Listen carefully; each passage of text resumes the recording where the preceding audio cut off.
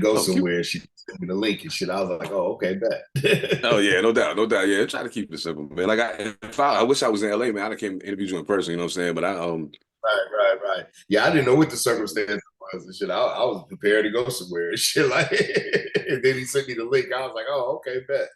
he told me, he said I'm not the best at conveying things sometimes. So like sometimes some shit get lost in translation, and now I understand exactly what he means. So I get Yeah. it, no doubt. I Oh was just, man, all right. So just let me see. but that's me being an analog baby and shit. Because everything with me is go someplace and shit like that. You know what I'm saying? Like That I was part, doing yeah, like like this and shit. I mean, shit. You see, you already, you know, I know. Like, you see, you know, I know. Oh man, that's crazy. All right, let me check. Let me kick this intro off. We gonna get into it because I can't wait. I was watching Life is Good a little while ago. So like yeah, we got some things to talk about. Yeah. Oh man, so y'all already know what it is, man. If y'all see this face, y'all see that picture. My guys ain't here, you know what it is. We welcome to Side Barz. I am Seven Da Pantha, aka the Carolina Hurricane, ridiculous slang, aka your baby mama's favorite rapper, and a whole lot of other things you shouldn't call me to my face if your knuckle game ain't ill. You heard? And I of said, well, course. I don't bring you nothing but the dope. You know that. We don't bring no weak gas up here on Sidebars, man. So today we got a bona fide legend in the building. You know what I'm saying? Bona fide legend. And I say that as a person who didn't realize how much of a legend until probably the last week. But yeah, it's real in the field. So peace to the God, born Allah in the hey, building. hey, How you hey, living, family? I'm righteous, man. Everything is good, man. How about yourself, man? I appreciate you having me on and shit, man. Oh, no problem, man. No problem at all, man. I'm great, man. And I personally am a student of the culture. So I know what I know from where I come from, but like learning more about hip hop and the different places that hip hop grew out of and became this monstrous thing that we all a part of. Any opportunity I get to talk to somebody that was a part of the fabric of building that, Dope, I'm man. honored. So thank you for being here. You know what I'm saying? Thank you, man. Appreciate it. Let's start. Let's start from the top. Where you from? You from LA?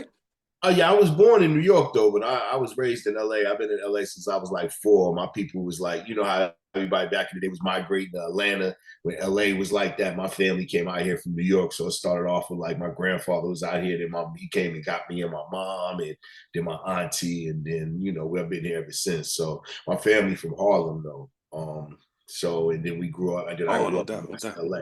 I grew up in West LA, like off of La Cienega and Cadillac area and shit, man. I went to, school over there, raised over there, except for a short period of time when my mama couldn't do nothing with me and I was a little rebellious. She sent me to live with my father. At that time, my father lived in the Bronx over there, not too on Ho Ave on 174th, not too far from Bronx River Projects and shit.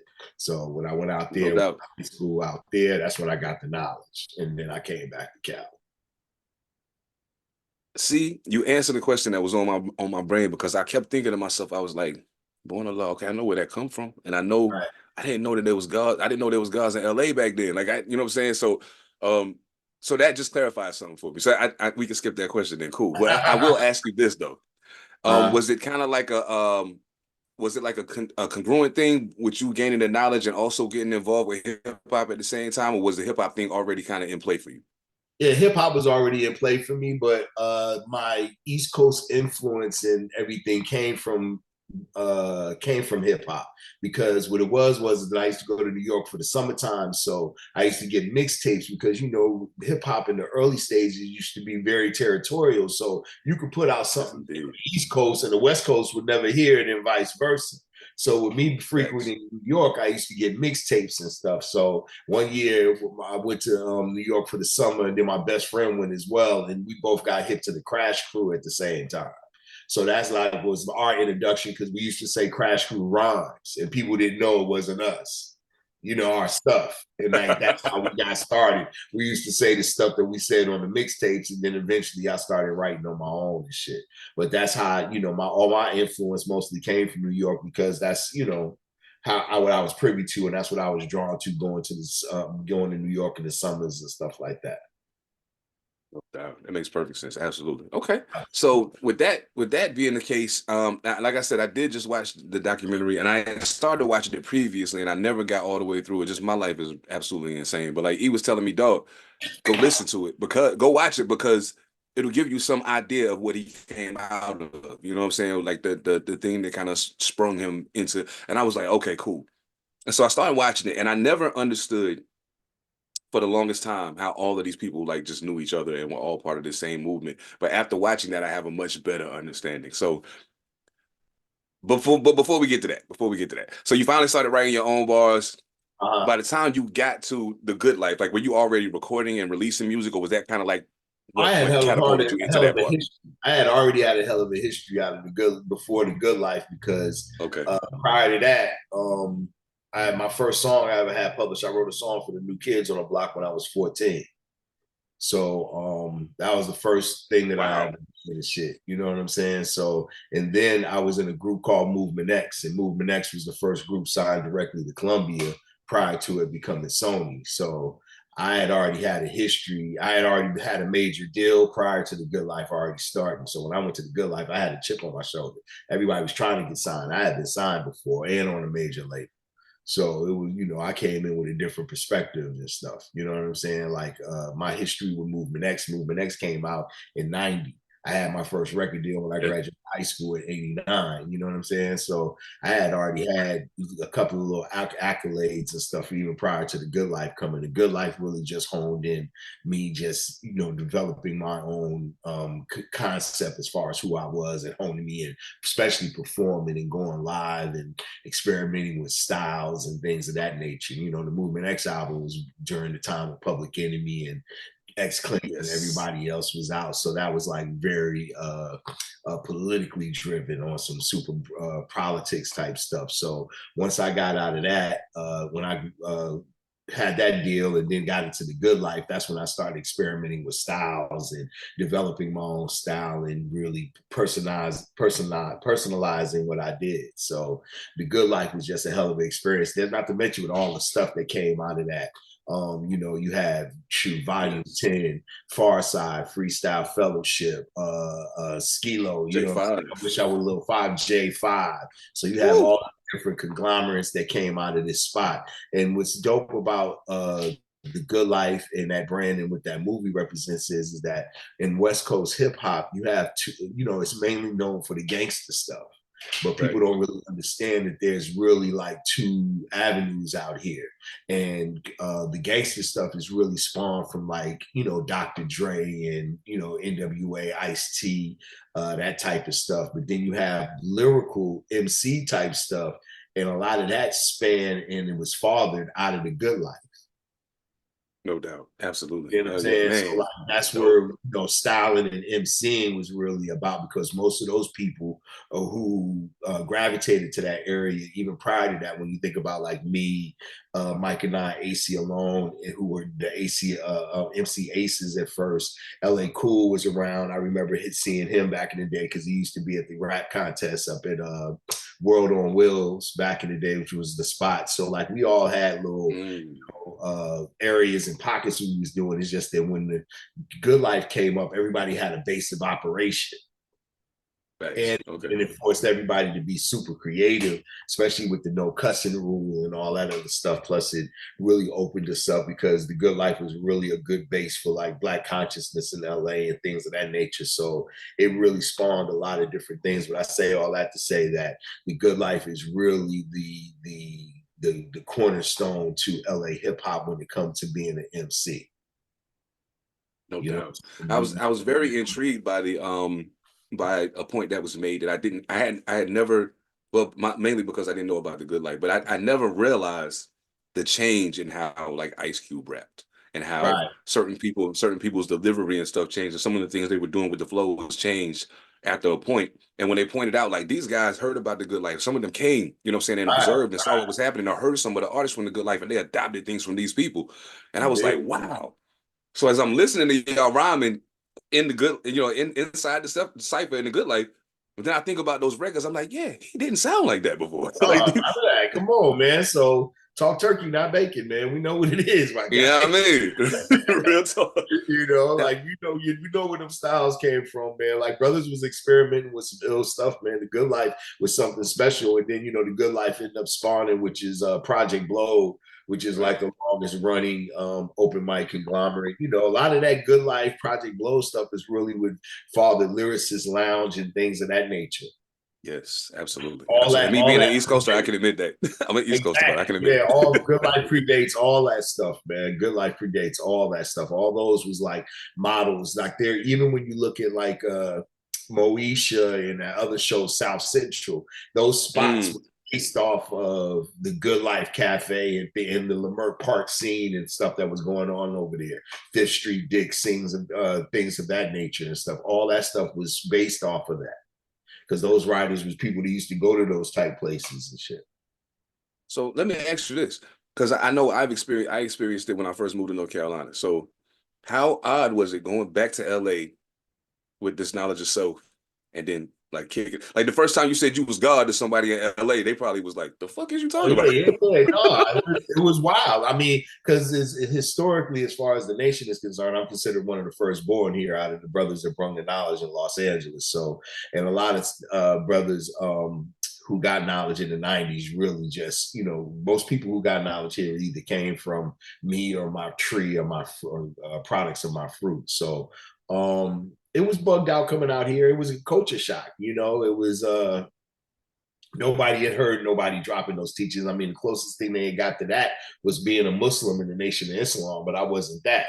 So it was very, Right. very odd. And then actually not, not to just say, hey, Allah. I'm saying, no, I'm Allah. So that was combated with a lot of different things. A lot of my peer groups was like, yo, he bugging, like thought I was really on some shit. But, you live and you learn and you teach better. I learned how to teach better. You know what I'm saying? So after, but just yes, it was a hell of a conflict. You know what I'm saying? It was Oh, a I hell can of imagine. Yeah, I can but imagine. I, but the first people I taught was the people that combated me. I taught my peers. Most of the first, brothers that come from the firstborn of love of law was like our peer group and stuff like I grew up with. Those are the first people I gained knowledge to.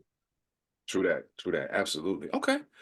Man, that's great. Now, being that you've been in the game as long as you have, I went. The first thing I did was I went to Spotify because that's where I listen to everything most of the time, unless I just Uh, go to somebody's page and buy their stuff. But like, and I noticed I was like, there's like one album here and like hella singles. This can't be uh, right. There's a reason why this looks like this. So I gotta ask: is there like, do you have like a separate place where you kind of push your music from, as opposed to on streaming well, it services? depends on what you're getting into. Like certain stuff, like I didn't put on the digital forms. Like as far as my solo albums, my first album that I actually put out that solo that you can find on Spotify is No Hip Hop for Grown Men.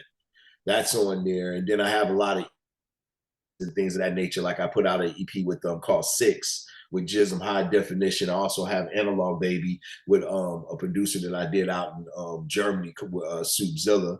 I Mm. did that. Then plus, if you go into the group stuff that I did, as far as like Tabernacle and things of that nature, there's a few things on Tabernacle. Tabernacles was just when we started getting into the digital stuff. So like you got to go to Bandcamp to find that type of stuff. So you know, Ah, and then okay. a lot of stuff that I did, my early stuff, when you start talking about the stuff that I did on Ill Boogie Records and things of that nature, that stuff was never released digital. All that stuff was like vinyls and just came out the way it did, and the label went under before. I need to speak to Matt, the guy who owns it, because I know Michael Myers, who was on that label. I know he got his stuff, but I don't know what type of deal he made with Matt to put it out there. But some of my the stuff that I did on Ill Boogie Records, like the Patience single where I battled because he did this series of different battle records on Ill Boogie where he would give both MCs the same beat and the same subject, and you would battle. And Mm, that's dope. mine was Patience with damn, what was the brother's name out of Philly, man? It loses me right now. But I have some stuff like that that's hard to find. But I think if you dig a little bit better, like in recent years, I've been really a lot of it is a lot of singles. I don't actually, as a solo artist, I don't have a lot of full length albums except for No Hip Hop for Grown Men, and then the other ones are EPs, but they really are considered albums too because they're like hours worth of music. It might be 6-7 songs, but it's still a good 50 minutes of music and stuff. So it's out there if you look it up, my No man. doubt. No doubt. I'm gonna dig a little deeper. Absolutely. I was like, man, I gotta hear more because I listened to what was on Spotify. I was like, yeah, I gotta hear more. This is crazy. Like I the appreciate that. wildest thing in the world is this, and it's bugging me out because all you're doing is talking about your experience coming up in Uh-huh. the game, but you're saying names that were spoken with extreme reverence by my circle of people that I came up in the game with. So like when you talk about Mike and you talk about um, that whole freestyle fellowship family, Right. J5 as we were coming through the pipeline, you know what I'm saying? So it's like I was like, man, it's funny because it's funny when you think about it because I was like, yo, he's saying the name like it does, like it's just that's the homie, and we just like, whoa, you know. I bug out, because like I said, a lot of these people stuff I grew up with, like when you talk about J5 or Kill, me and him knew each other even before hip hop because we were both active in our Black student unions at our school. And I believe he went to Manual Arts, I went to Hamilton, and they used to have these group meetings and stuff like that. So we knew him from that circuit. I would see him out back in the 80s or late 80s, back when apartheid was going on. We used to go and protest. They had I want to say a South African council, I think it was believed over here on Wilshire or something like that. And I would see him at protests like that type stuff. You know what I'm saying? Way prior to just hip hop, just out there getting our, you know what I'm saying, our stuff on. You know what I'm saying? So it's amazing that you have these relationships, but you take for granted how legendary they are in the world of what they did. But to me, it's just the homies. I think about me and Mike Nine. Like me and him with hot box in his crib, smoking bad weed, freestyling for hours and shit. You know what I'm saying? Like smoking straight Bama weed and shit, brick Mexican weed. You know what I'm saying? Oh shit! With the seeds in it, I have to shake the seeds out of it and all that. Like, you bringing back memories now, bro. You bringing back memories now. When Freestyle Fellowship dropped to whom it may concern, AC Alone came to my crib with the cassette deck. I had just had this bomb cassette deck that you could actually dub tapes, but on a fast level, it would just play fast, like and dub it and shit like that. I remember making a copy. Yeah, no doubt. So I have like ill experience and shit. When I was doing the Movement X second album that never came out, I remember me and Bobito from Stretch and Bobito show and shit was sitting up going song for song, like doing the verses, because that's when Organized Confusion came out. And this is when Freestyle Fellowships to whom it may concern. So we was in there in my hotel room going song for song, playing different shit off of each other shit. Like, no, this is the next shit. And he was like, no, this is the next shit. And he had Organized Confusion and shit. And I had Freestyle Fellowship. We was in there going at it and shit. Man, that is so fire, yo. Like it's crazy to me because I think about when I think about how hip hop. I told somebody before, I said hip hop defined the map for me. Like I can see a map when I look at it, right. But I know what my experience is growing up as a Black male in America. I know what my experience is in this place where I live. You know what I'm saying? So let's think about something. Even growing up in New York, even something as close as Jersey, I didn't know what was happening in Jersey until Jersey hip hop started making noise. I didn't know what was happening in Philly till Philly hip hop started making noise. I didn't know what was happening in LA till LA hip hop started making noise. But much like you said, there were two different worlds of LA hip hop that I was hearing. So how difficult was it to kind of like carve out a place, especially when gangster rap kind of like took off? And just kind of that's what Good Life was, us carving out a space. Like we wasn't that, you know what I'm saying? And you did have gangbangers that did come through there, but you couldn't do that in that environment. It wouldn't get off right. You know what I'm saying? Like you had the style, you had to do something. Like it was rules in the Good Life where one thing you couldn't cuss. And then when Daz Effects came with the miggity, miggity, wiggity, wiggities, that was a rule in there and shit. If you did that shit, they cut the mic off for you. If you hit one miggity wiggity, we turn the mic off. You got to get the fuck up out of here. You know what's funny? That's the first time. The first time I paused the documentary, the homie had just said that. He was like, "You can't do that in the miggity miggity." And then that changed the standard because you can't go in there doing gangbanger stuff because everybody did that. That wasn't you get please pass the mic. You know what I'm saying? We would really boo you off that stage. I was about to ask you about that. Say, please pass the mic. That means you got to get up out of here. You got to go. You know what I'm saying? So you couldn't come in there with that. You know what I'm saying? Unless you was ill. You had to be ill. And then when you got to think with these type of rules, you can't cuss. It wasn't no miggity wiggities and stuff. So as a gangbanger going up there, as soon as you take the cussing dynamic out of it, especially in them days, because a lot of what made that gangster is that, oh, we cussing and saying this, content like this and shit. And the Good Life wasn't the spot for that. They wouldn't, you know what I'm saying? You couldn't go in there with that content. Yeah, when I seen Fat Joe got shut down, I was like, "Ooh, shut down! You gotta get up out of here, my dude. You gotta get up out of here." Was there anybody that came through that maybe before you may have heard of them before and you was like, I know he dope, but then he got up there and it didn't go quite crashed the way and burned?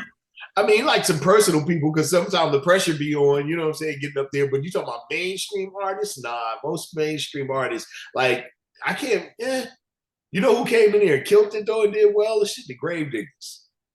Woo! I can see that. Gravediggers came I through can one see night and they killed it and shit. But then I had knew RZA from like back in the day, like in New York when I first started getting knowledge and was going to a law school. Those were like, my peer group. You had the elders, but like the brothers my age that I used to be around was like RZA, Ason, because at the time Mel Quan used to manage RZA and Ason in the early Wu Tang, Mel Quan and Shabazz. Shabazz used to have me up in cold chilling with him and shit when Allah Just, which is Genius, was on cold chilling. You know what I'm saying? So like these are the people that I used to be around. So I got mad stories, man. I used to be around mad cats and seeing, dudes do they thizzle and it is what it is. You don't know its history until you look back at it in hindsight. You know what I'm saying? At least you always know it's history, but you never know that nobody cares about it at the time when you're living it. exactly. Yeah. When I'm That changes sitting the there whole having a dynamic. conversation with you and how you say I say these names so casual and stuff, when you're living this stuff out, you don't be thinking like, oh, one day they're gonna be, like I would have never found Freestyle Fellowship when they got nominated for a Grammy, which just happened the other year. Shit, they got nominated for Best Historical Album. They didn't win, but that was a big thing just for them to be, somebody out the Good Life Grammy. That's actually the second Grammy nomination.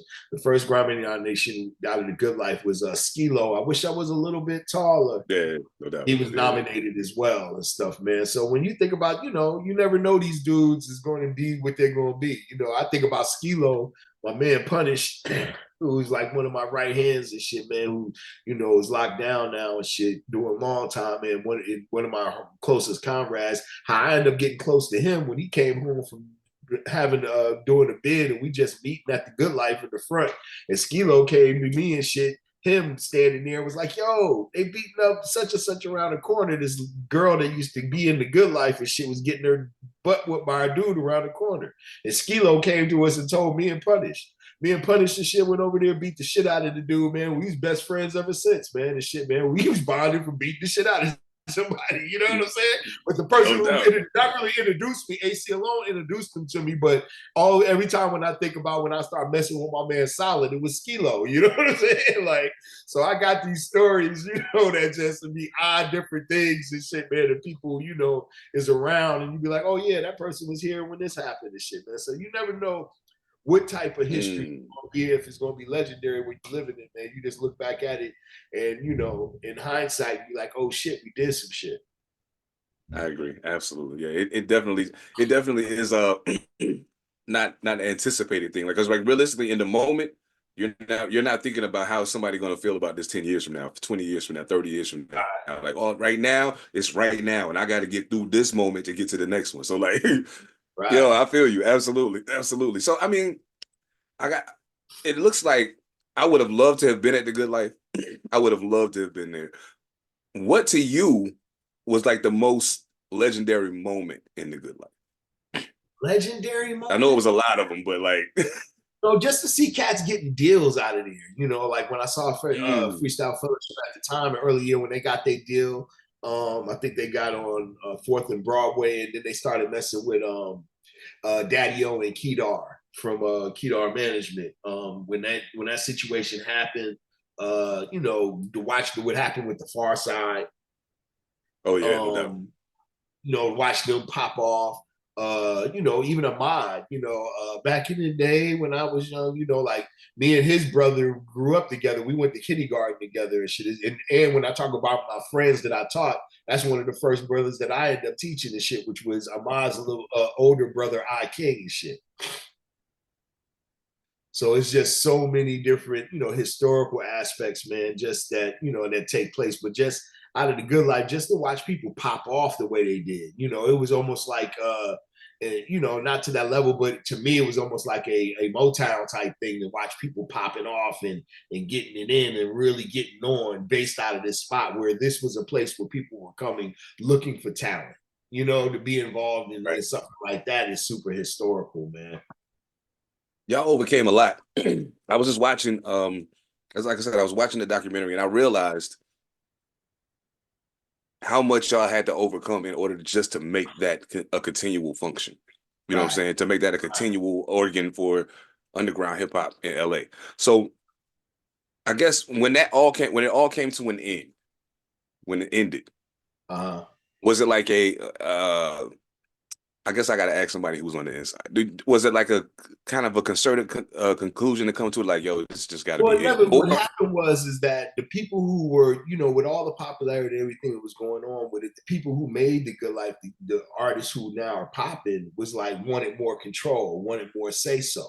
And it was an older group, somebody's restaurant, you know what I'm saying? So them older people was like, no, we're gonna keep doing it this way. So, and that's when AC Alone, Ab, and all of them ventured out and they ended up finding Ben spot, which is end up being Chaos, and then they started Project Blow.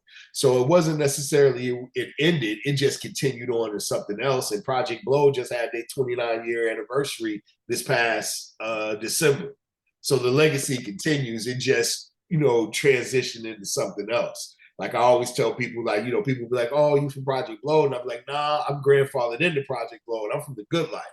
You know what I'm saying? But Project Blow is an extension of that legacy. okay, that makes sense because we heard of Project Blow. Yeah, exactly. I knew I Project heard of Blow Project Blow. started, Yeah. the people who started Project Blow, the Good Life vets that See, went and did all that.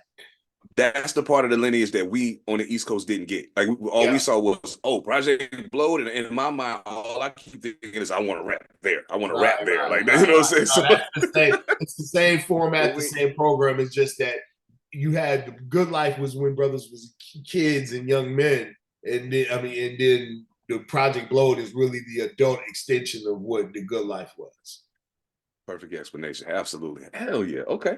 No doubt. Now I'm gonna ask you a weird question, and I ask it to every artist I talk to, and I never expect them to actually have an answer, but I'm gonna ask it anyway. All right. Out of your extensive catalog of music, if somebody said, okay, listen, I only got time to listen to one song. I only got time for one record. I'm in a hurry. What one song could a person listen to and understand, have some degree of at least firm hold of understand of who Born Allah is? Oh, it probably would be Hardcore Righteousness and shit. The song that I did in Mm. with the end of 50th anniversary of the 5% Nation, because that's really, who I am, as far as my name, my content, how I approach storytelling, how I comprehend my life tellings. All that is based off of, like, I got knowledge when I was 16 years old, my man. You know what I'm saying? So I've lived longer with the knowledge than I have without it. So No doubt. everybody wanted to go into like one song, and even Hardcore Righteousness isn't even something that I perform or anything, even though it is one of my most popular songs as far as like YouTube views and all that type stuff. If anybody wanted to get a firm grip of who I am and where I come from, Hardcore Righteousness is probably the best thing. And like I said, it ain't even a case of, I don't even think that it's a testimony of how dope I rhyme. It's just more of the content of what I'm about, and how I approach and embrace these teachings of Almighty God alone. True indeed. Okay. True indeed. So that was, you know what? That's wow. You probably answered that question faster than anybody ever has that actually had an answer for this. So thank you. So I get okay. And with that said, okay. So we got the one song that would tell them who you are. Now, what is your? I don't want to say favorite. I'll say favorite. Fuck it. Everybody understands the word favorite. So what's your favorite record? Your personal favorite record My that you made? favorite record, it Yes. changes a lot. No doubt. I feel that. Because like the stuff I'm doing right now, like this new project I'm about to put out, like E is on my new project right now. Peace to E the Mad Assassin, like he's on my Oh new yeah, he told project me. right now. So this right here is like some of my best work right now. But if I had to go back and say what's my favorite song, geez, it would probably have to be, I guess the other end of the spectrum, it would have to be Fuck Your Favorite Rapper Part 2, I like the which is name of it another one already. of Yeah. my Yeah, if you can find it on YouTube and shit, but it's under the acronym and shit, FYFR, and then the number 2 and shit. But that's another one of my Mm. super popular joints and shit that I have and shit. So that's the other end of the spectrum and shit, because that's how much I don't give a fuck about these rappers and how much I'm willing to take a motherfucker's head. Like, so I gave you hardcore righteousness, but the best way to describe my rapper shit would probably be fuck your favorite rapper part 2. Something that he said to me makes perfect sense now. He said, "Yeah, but when we were setting up the interview date and whatnot, he was like, yeah, you need to interview Born, yo. Y'all motherfuckers just alike." I was like, yo. Oh yeah, man. I was like, what you mean? He was like, nah, talk to him. You'll find out what I mean. Just talk to him. I was like, okay, all right. That fuck your favorite rapper thing? Yeah, bro. I'm all the way there with you, man. Yeah, these rappers are cornballs, man, and shit. And I'll smack the shit out of any one of them just for the free publicity. You know what I mean? Hey, it's wild, man. So, I mean, I guess I got to ask this because the thing that I noticed recently in hip hop, and it's not necessarily in the underground as much because we have always been kind of champions of originality and just being ourselves and not necessarily trying to be like anybody else. But the one thing you notice, and I heard somebody say it on the documentary too, which is what brought it back to my mind. If you listen to the radio, there's like 3 flows. And everybody has those same 3 flows. Like however, whichever way they use it, whichever way they mix them together, everybody has those same 3 flows. But California to me has always been outside the box when it comes to that. You know what I'm saying? Because like if you listen to it, even if you look at somebody like Top Dog, none of them rap the same. They all rap different. You know what I'm saying?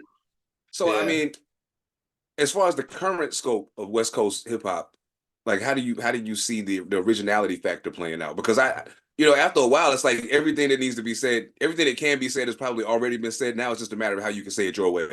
Right. You know what I'm saying? Right now, it's just it's very microwave right now because nobody is digging into conceptually expressing themselves. Everything is single based. You know what I'm saying? Right. Like think about it. It's rare that you go and listen to somebody's whole album. Like that's a rarity and shit. Only a few people have that type of luxury. Most people is only really listening to the hot song and whatever single, and then they keep it pushing and stuff like that. So a lot of it is very microwavable and just meaning it just don't put it in the microwave, it don't stay hot long. You know what I'm saying? Like, it don't stay hot long. So, and that's really what it is. Some people can continually keep throwing these hot pockets in, and and more power to them and shit, man. But a lot of stuff, cats all, sound the same. It's the same flow. There is no variety. But in the same breath, I know that hip hop is also a generational thing now. Generational, and then you have this is the time in hip hop with the most subgenres of hip hop. So I think a lot of what you're asking me to critique in my category, really, I don't consider hip hop. At least not hip hop in my tradition. Like what I say that I do, I consider what I do adult contemporary hip hop. You know what I'm saying? Which is, traditional boom bap rapper MC type stuff. But you got stripper music out there. Shit, you got gang banging music out there. Even East Coast gang banging with the drill shit. You know what I'm saying? Thanks. You got ho hop now and shit, where hoes is out here and shit, rapper shit. That's real shit. Everybody raps now and shit. Now you got to think you even got gay hip hop, like you got gay hop now and shit. Yeah. So many different subgenres that I don't consider what I do now. Just respectfully is that I say, hey, that's not what I do, and that's just not my taste. Compared to just saying that it sucks. You know what I'm saying? Because I don't want to get hit with the old nigga bar where it's like I'm just being a hater because I'm an old nigga. You know what I'm saying? And I get that philosophy because my grandmama didn't like my high top. She thought that was some bullshit that I would walk around with all that shit sitting on my head like that. You know what I'm saying? So no doubt. I just consider that it ain't for me. You know what I'm saying? Somebody think that fresh because when I walked out, my grandmama hated that shit, but when I walked out the house, my high top was popping. You know what I'm saying? So somebody think that shit is fresh. And if they can maximize and live off of somebody thinking it's fresh, it's dope. But I want my piece over here now and shit. What I do is what I do. And a lot of what it is now you just have to target your audience, know your audience and target it. And that's where I'm starting to realize now and shit, because you can find your space. You just got to cut through the saturation in order to find who is for you. And a lot of time that's where the investment comes in. You invest to cut through the saturation, to cut through all the other shit. Like, I know motherfuckers like what I do because I know I'm looking for it. You know what I'm saying? And the people that reaches me, the people who cut through and hit my timeline or however they're doing to hit my algorithm.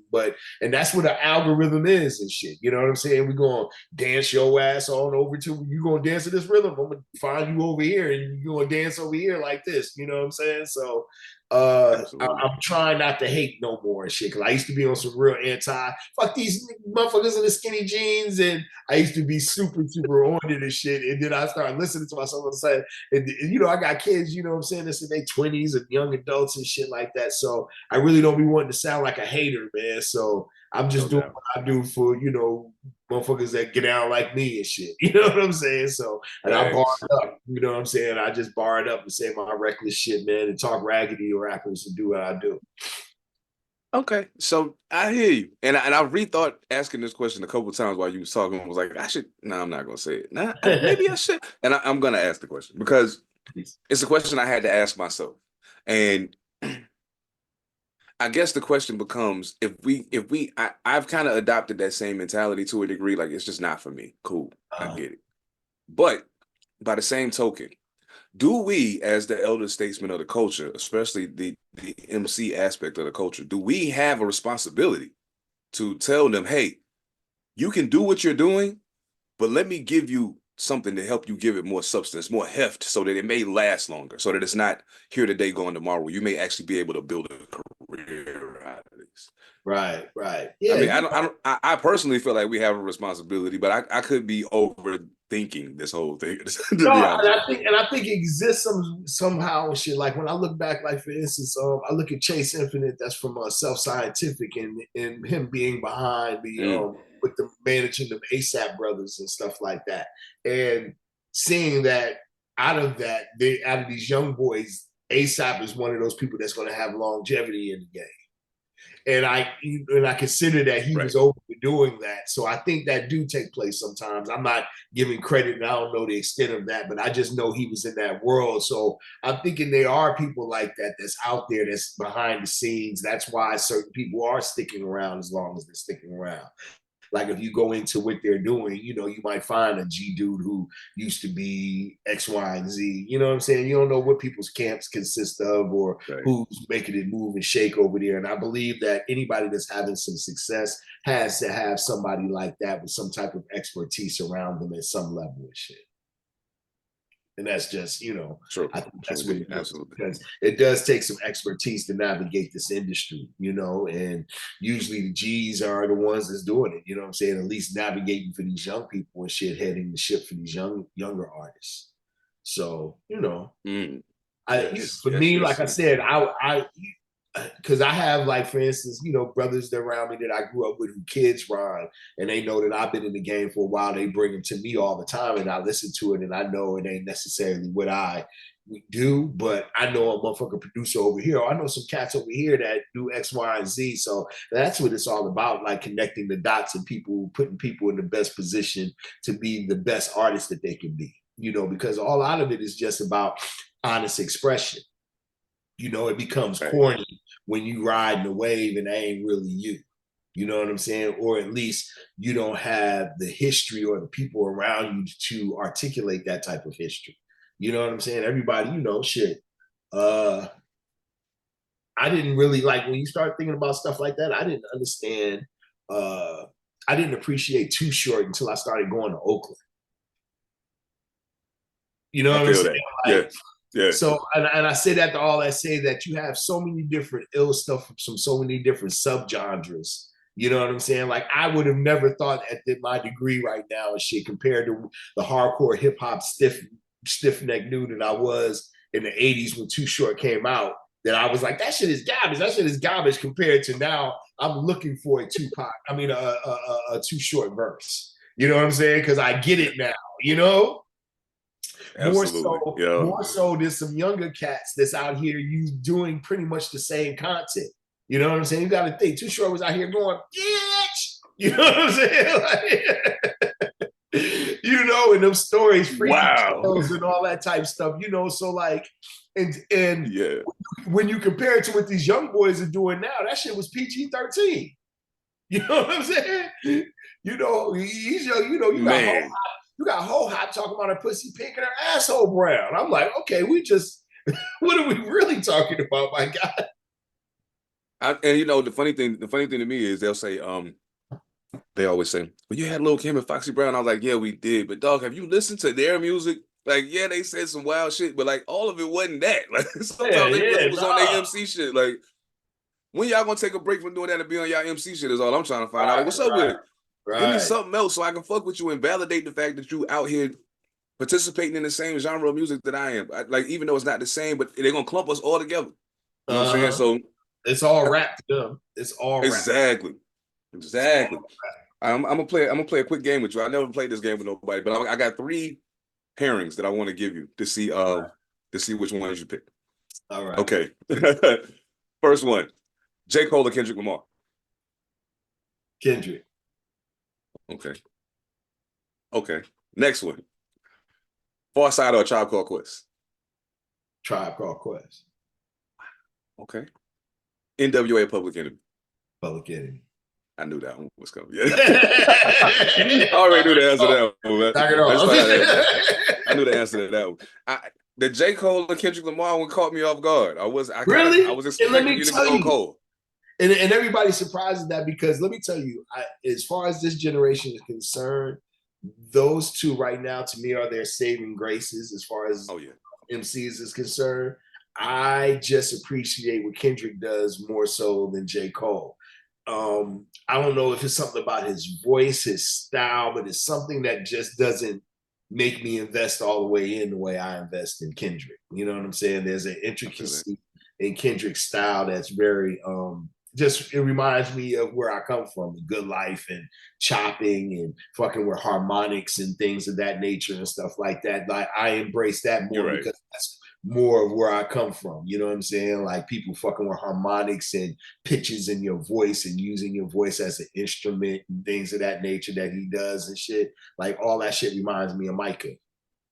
Oh man, I was looking for I was trying to find something from Figures of Speech because they spoke so highly of those sisters in the documentary, and I was like, y'all really would love to hear some of their music. Right. And you know, Ava DuVernay shit is a big time director now and shit, man. Oh yeah, the one that said born in here. What did she call you? She called them old dark, pretty, or cute or some shit. I was like, listen to this shit.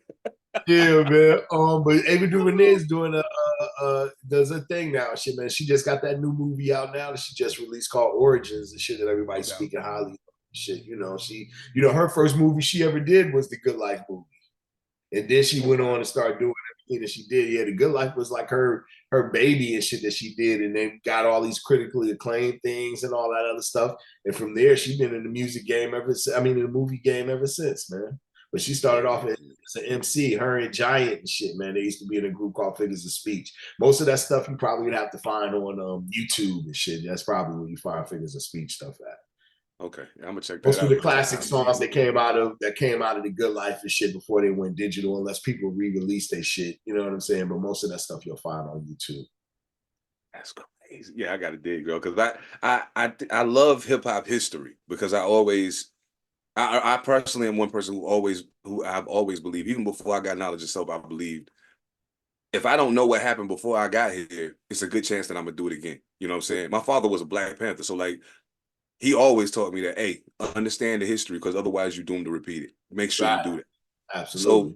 So I watch hip hop documentaries and stuff like that to give me some base of, because I got a monthly hip hop show I do up here in Washington, and I want to make sure that if we turn this into a thing, I want to make sure that we dodge some of the things that other people ran into, you know what I'm saying, to make sure that but it looked like, to me, y'all had the right formula, you know what I'm saying? Because it was enough peace in there that a motherfucker go up there and be whack, and y'all can tell them to pass the mic, and they just pass the mic and go, and it don't really be no bullshit. Like they understand, okay, I just ain't popping right now. Now I know it wasn't like that every time. He was outnumbered and shit. It was our spot. You know what I'm saying? You know, if we gonna give you a props if you cracking and shit, but if you whack, and then what you gonna do is 100 of us in there and shit. Like what you gonna do? Beat everybody up in there that's booing you?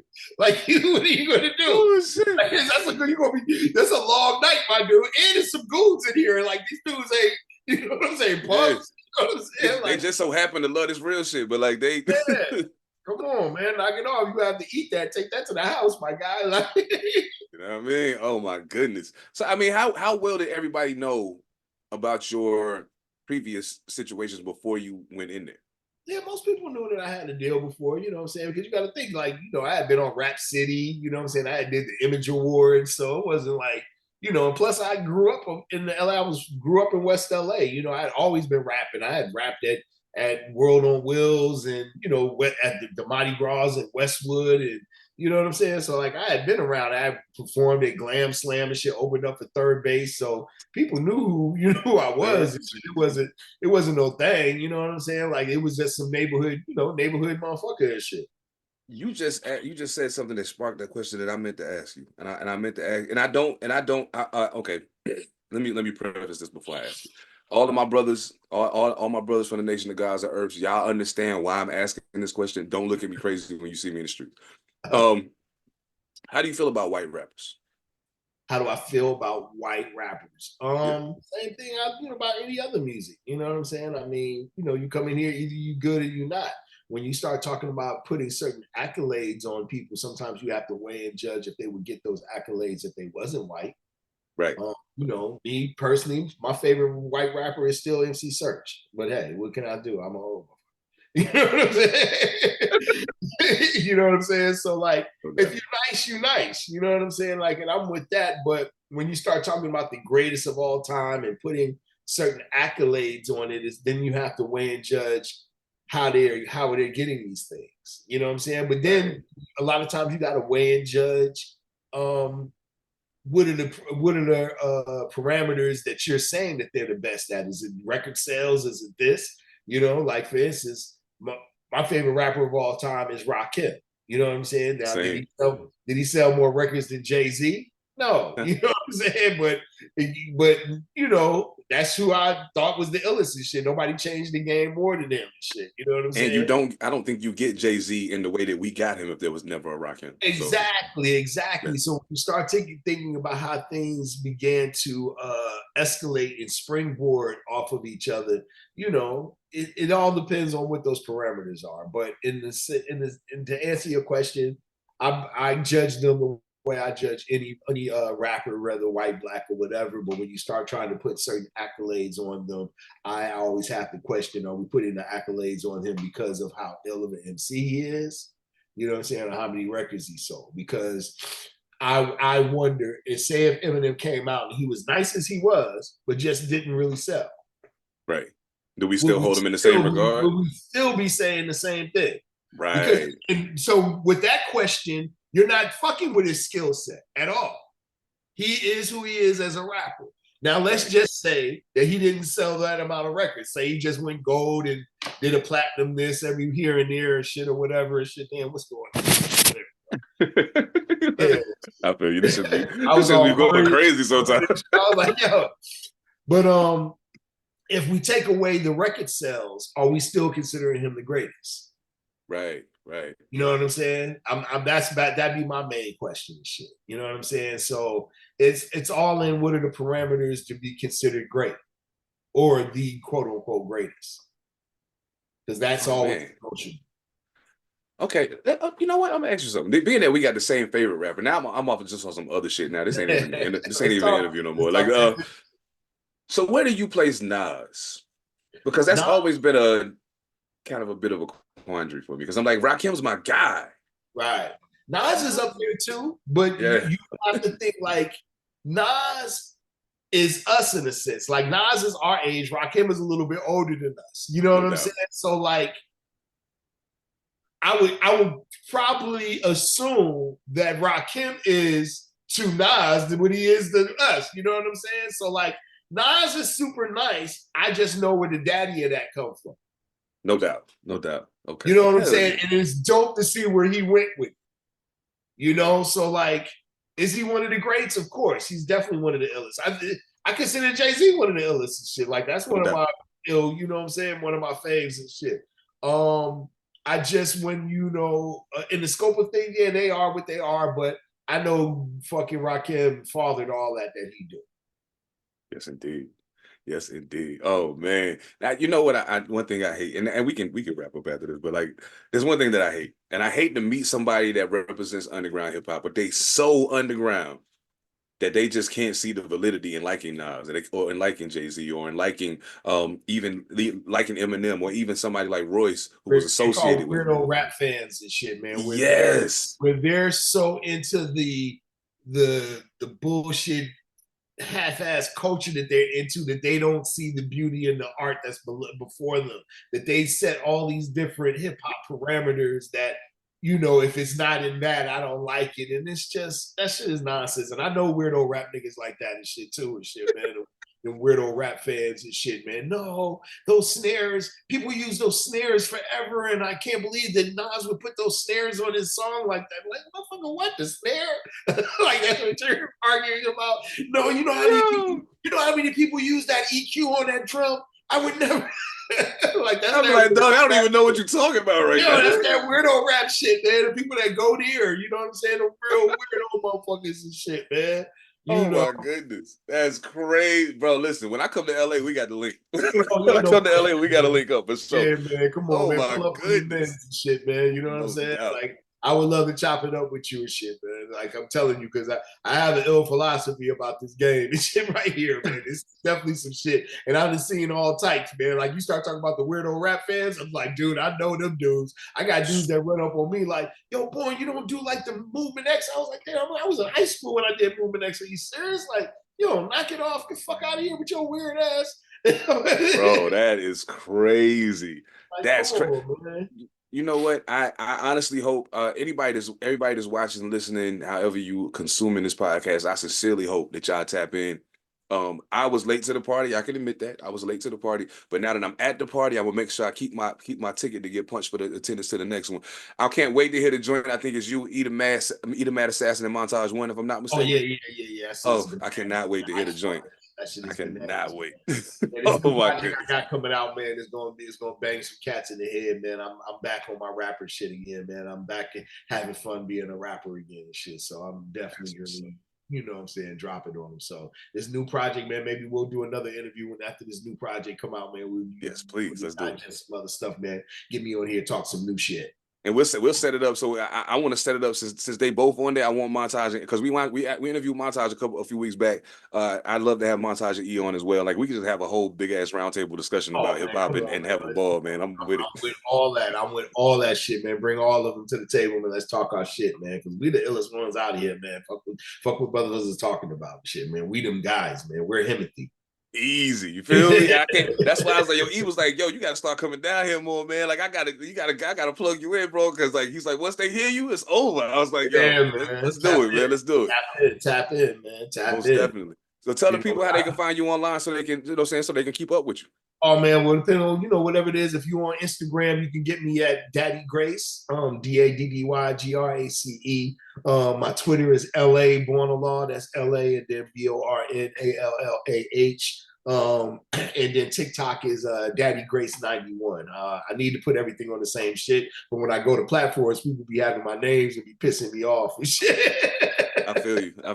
That's why you think my name's Seven Da Pantha, because it was sevens everywhere when I tried to trademark my name. I was like, damn it, the hell, biting ass niggas. But anyway, man, thank you so much for your time, bro. And I'm looking forward to the new shit. Hey, y'all, make sure y'all go check out the music that's already out. Absolutely. If you have not watched Life is Good, the Good Life documentary, please, it is on Netflix. This is the life. That's the name of it. This is the life. That's it. This is the life. That's it. Yeah. Not Life is Good. Oh, I know exactly what Life is Good is. Never mind. Don't go watch that. Go watch This is the Life. A big salute to Born Allah, everybody that was a part of the Good Life movement, everybody that was a part of Project Blowed, everybody that was a part of underground LA hip hop and resonating with the rest of the culture, because y'all are the reason why some of us on the East Coast even started listening to California hip hop. Living Legends, Freestyle Fellowship, Far Side. It's a whole bunch of them, but never mind. Anyway, and Born Allah, most definitely. So, yo, y'all make sure y'all lock in Seven Da Pantha. Thank y'all for tuning in to Side Barz. Salute to Born Allah. We'll catch y'all on the flip side, yo. One. Yeah. Seven. Boys. Y'all in trouble now, man.